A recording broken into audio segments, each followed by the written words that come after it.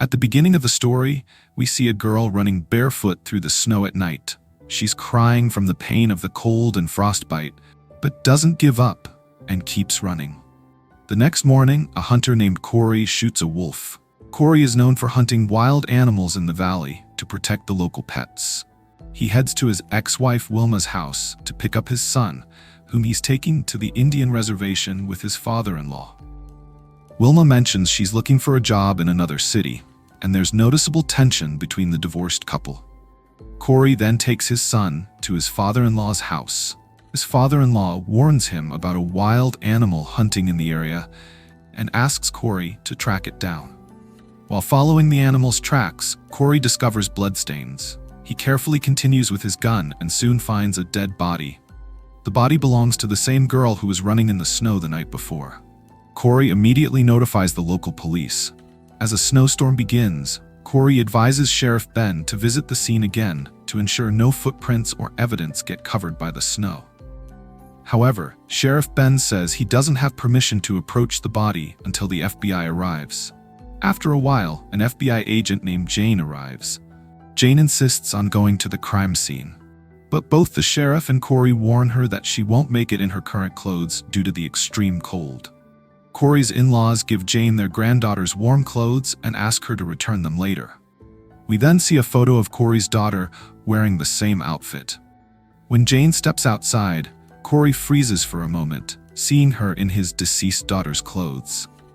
Despite his emotions, he takes Jane on his snowmobile to the crime scene.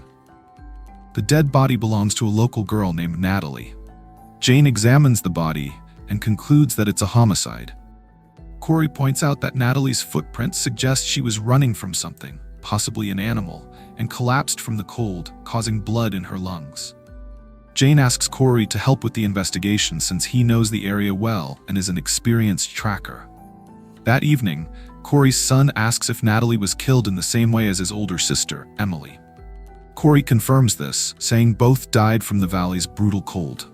The next day, a coroner informs Jane that Natalie was sexually assaulted multiple times before her death and had severe head injuries. Jane argues with the coroner, insisting that Natalie's death wasn't caused by her injuries, but by running barefoot in the snow and vomiting blood. Because of this, the doctor can't officially declare it a homicide. Jane is frustrated, realizing she can't call in the full FBI team since it's no longer classified as a homicide. She now has to solve the case with the help of the Indian Reservation Police. Jane, along with the sheriff, visits Natalie's house and speaks with her father, Martin. Martin, deeply grieved by his daughter's death, finds Jane's questions pointless. Corey arrives and Martin hugs him, breaking down in tears. Having also lost his young daughter, Corey empathizes with Martin and encourages him not to bottle up his emotions. Martin expresses that he has no reason to live anymore. His daughter is gone, his wife has been consumed by depression, and his son, a drug addict, hasn't been home in years. Martin suggests that his son might know something about Natalie's death.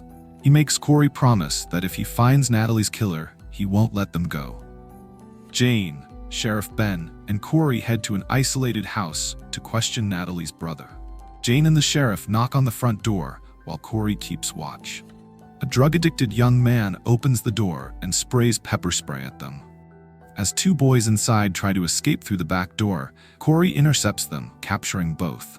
Jane, nearly blinded, enters the house and one of the boys shoots at her. She ducks and returns fire, killing him. After being arrested, Natalie's brother, Chip, learns that she is dead. Corey points out Jane's inexperience and shows her the snowmobile tracks near the road where he found Natalie's body.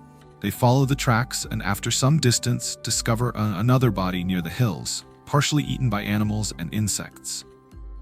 Corey questions Chip about Natalie. Chip reveals that Natalie had been dating an older man who worked as a security guard at a nearby drilling site.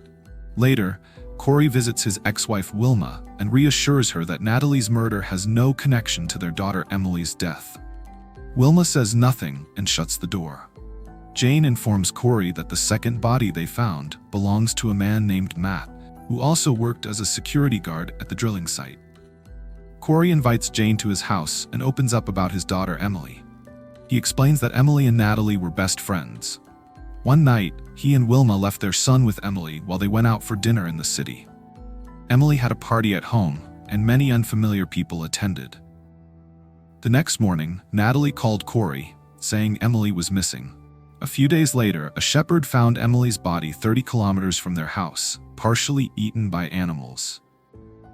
Corey reflects on how common it has become for young girls to die or disappear in the area. He tells Jane that, according to Chip, the security guard Matt was Natalie's boyfriend. There is clearly a connection between the murders and the drilling site. The next day, Corey and Jane prepare to visit the drilling range with Sheriff Ben and some local deputies. Jane rides in the police car towards the site, while Corey decides to cover them from higher ground. When Jane and the officers question the security guards about Matt, they claim he left 2 nights ago after a fight with his girlfriend Natalie and hasn't returned. Jane notices bruises on one guard's face and becomes suspicious, but he explains they were caused by working without a helmet. Jane follows him to check Matt's trailer. One of the guards expresses regret over Natalie's death, but Jane points out that no one mentioned she was dead. The guard nervously replies that he must have heard it on the police radio. Suspicion and tension rise among the group. A deputy senses that the security guards are trying to surround them, leading to a standoff where both sides draw their guns. Jane steps in and manages to defuse the situation, getting everyone to lower their weapons. They proceed to Matt's trailer, which is locked from the inside.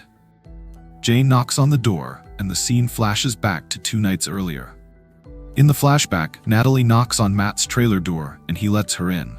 With the other guards out of town, Matt is alone. The two share an intimate moment. In the flashback, Matt tells Natalie about his plans to move to a new city, and they talk about their future together. Suddenly, the other guards return earlier than expected. Everyone has been drinking heavily, especially Pete, who is visibly drunk. He sees Natalie in her undergarments and starts harassing her. Matt, fed up with Pete's behavior, confronts him, pushing him back. A fight breaks out between Matt and Pete, but soon the other guards side with Pete and overpower Matt. They knock Natalie unconscious and start beating Matt. When Natalie regains consciousness, Pete begins assaulting her. As Matt comes to, he fights back to protect Natalie, but the guards beat him severely. Natalie quickly dresses and escapes, running into the night. The guards continue to beat Matt until they kill him. The scene shifts back to the present, where Jane is still knocking on the trailer door. The guards claim their friend Pete is inside, sleeping. Meanwhile, Corey discovers a cave a few meters from the trailer, where a female cougar and her cubs are sheltering. He notices the snowmobile tracks leading from the cave towards the breeding range. Corey realizes that after killing Matt, the guards dumped his body in the cave. Corey immediately tries to call Jane, but the weak network prevents a clear connection. He then radios Sheriff Ben and explains everything. Before the sheriff can warn Jane, Pete fires at her from inside the trailer. Chaos erupts as both sides start shooting. Jane manages to kill one of the guards, but Pete, armed with an automatic rifle, shoots several policemen outside. One of the guards begins executing the injured officers and grabs Jane's handgun to shoot her. Just in time, Corey takes him out with a precise shot from his sniper rifle. Jane takes cover under the trailer. Corey systematically eliminates the remaining guards with his sniper. Pete, now the only one left, tries to flee from the trailer. Jane shoots at him, but the wound isn't critical and he keeps running.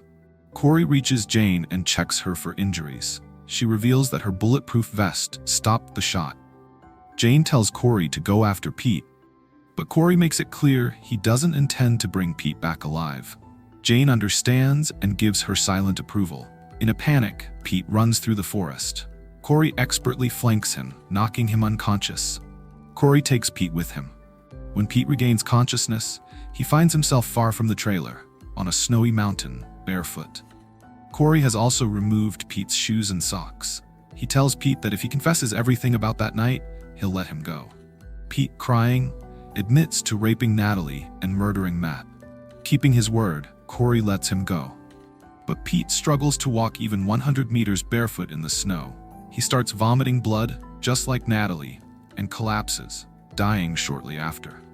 Corey later visits Jane in the hospital where she thanks him for saving her life. He then meets Martin, who is in his backyard wearing a Native American death mask. Martin reflects that while things may not be entirely over, Corey has given Natalie justice. For the first time in a year, Martin reveals that Chip has been called back from jail. The two men sit in silence, sharing a moment of quiet reflection. The movie ends on this somber note. In the final scene, a message appears, highlighting that in the U.S. missing persons database, Native American women are often not listed, and many of them simply vanish without a trace. And no one listens to them.